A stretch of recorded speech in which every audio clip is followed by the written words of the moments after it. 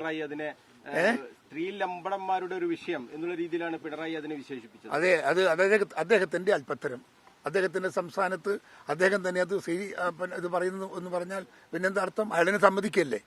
അയാളിനെ സമ്മതിക്കല്ലേ എന്റെ അർത്ഥം? അല്ല, അടൂർ പ്രകാശ് ഇന്ന് രാഹുൽ മാങ്കൂട്ടത്തിൽ വിഷയം വീണ്ടും ചർച്ചയാക്കി. ആദ്യം തുടങ്ങിയത് KPC പ്രസിഡന്റാണ്, പിന്നീട് അത് മുഖ്യമന്ത്രി ഏറ്റുപിടിച്ചു. വളരെ ശക്തമായ ഒരു വാക്പോരിലേക്ക് രാഹുൽ മാങ്കൂട്ടത്തിൽ വിഷയം മാറുകയാണ്. അത് ആ വിഷയം അതിനും ചർച്ചയാവുമല്ലോ, സ്വാഭാവികമല്ലേ. എല്ലാ രാജ്യത്തുള്ള എല്ലാ പ്രശ്നങ്ങളും ഇലക്ഷന് ചർച്ചാ വിഷയമാവുന്നുള്ള കാര്യം ഒരു സത്യമല്ലേ. ഞാനതിനെക്കുറിച്ചൊന്നും കമന്റില്ല. നമുക്ക് നമ്മളെ പാർട്ടി ഒരു തീരുമാനം എടുത്തിട്ടുണ്ട്. ആ തീരുമാനത്തിന്റെ പിറകിൽ ഐക്യദാർഢ്യം പ്രഖ്യാപിച്ചുകൊണ്ട് ഞാൻ നിൽക്കുന്നുണ്ട്. അതിനപ്പുറത്ത് കടന്നുപോയി സംസാരിക്കാൻ അതിനെക്കുറിച്ച് താല്പര്യമില്ല. ഞങ്ങൾക്ക് തെരഞ്ഞെടുപ്പിലൊന്നും ഒരു തിരിച്ചടിയും ഇതുകൊണ്ടുണ്ടാകാൻ പോകുന്നില്ല എന്നുള്ള കാര്യം ഞങ്ങൾക്ക് 100% ഉറപ്പുണ്ട്. 100%. ഞാൻ ചോദിക്കുന്നത് ഇത് ആദ്യത്തേതാണോ? CPM-ന്റെ എത്ര നേതാക്കന്മാരുടെ ചരിത്രമുണ്ട്? എത്ര പേരുടെ പേരിൽ ആരോപണമുണ്ട്?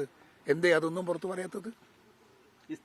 പരാതി ആസൂത്രിതമാണ് പിണറായി അതിനെ സ്ത്രീ ലംബടന്മാരുടെ ഒരു വിഷയം എന്നുള്ള രീതിയിലാണ് പിണറായി അതിനെ വിശേഷിപ്പിച്ചത്. അതെ, അത് അദ്ദേഹത്തിന്റെ അല്പത്തരം.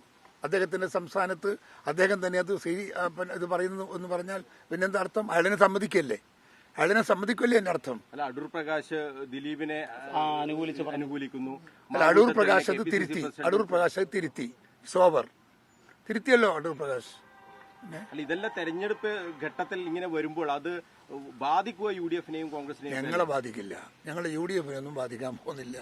ഈ സംഭവങ്ങളൊക്കെ ഇതുപോലെ 100 സംഭവങ്ങൾ ഇവിടെ നടക്കുന്നുണ്ട്. അത് ഇടതുപക്ഷത്തിന്റെ അകത്ത് ഒരുപാട് അവർക്കാണ് ഏറ്റവും കൂടുതൽ പ്രതികളെന്ന് പറയുന്നത്. അത്തരം പ്രതികളൊക്കെ അവരാണ് ഏറെയും. കോൺഗ്രസിന്റെ അകത്ത് അങ്ങനെയൊന്നും ആളുകളില്ല ഏറെ. കേസ് ഇന്നും ജമാഅത്തെ ഇസ്ലാമി വിഷയം വീണ്ടും ചർച്ചയാക്കാൻ മുഖ്യമന്ത്രി ശ്രമിച്ചിട്ടുണ്ട്. അതായത് UDF-ന് തിരിച്ചടിയാകുമെന്നുള്ളത്. ഞങ്ങൾക്ക് ഒരു തിരിച്ചടിയുമില്ല. ഞങ്ങൾക്ക് ഐക്യജനാധിപത്യ മുന്നണിയോട് കൂറു പുലർത്തുന്ന ജനങ്ങൾ എന്നും നമ്മളോടൊപ്പം ഉണ്ടാകും.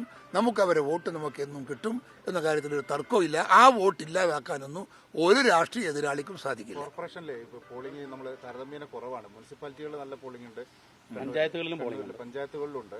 ഇവിടെ കോർപ്പറേഷനിൽ കുറവാണ്. അതിപ്പം ഇവിടെ കണ്ണൂർ കോർപ്പറേഷൻ ഇപ്പൊ എത്രയായി? 25% താഴെ. 11 മണിയല്ലേ ആയിട്ടുള്ളൂ. അല്ല, ആന്തൂരിൽ എത്തിയിട്ടുണ്ടാവും. പക്ഷെ നമ്മളിവിടെ ഇവിടെ വോട്ട് നമ്മളെന്തായാലും നമ്മുടെ ജനങ്ങളെല്ലാം സ്ത്രീകളെല്ലാം രാവിലത്തെ ഭക്ഷണമൊക്കെ ഉണ്ടാക്കി വെച്ചിട്ടേ ഇറങ്ങാറുള്ളൂ. കോർപ്പറേഷനൊന്നും ഇവിടെയും പോകില്ല. ആര് കൊണ്ടുപോകാൻ? പടച്ചോ, ഇവിടെ ആരാ കോർപ്പറേഷന്റെ അകത്തുള്ളത്? BJP-യാ? CPM-ആ? എവിടെയാ? റിബലുകളൊക്കെ ഉള്ളതുകൊണ്ടാണ് ഒരു സംശയം.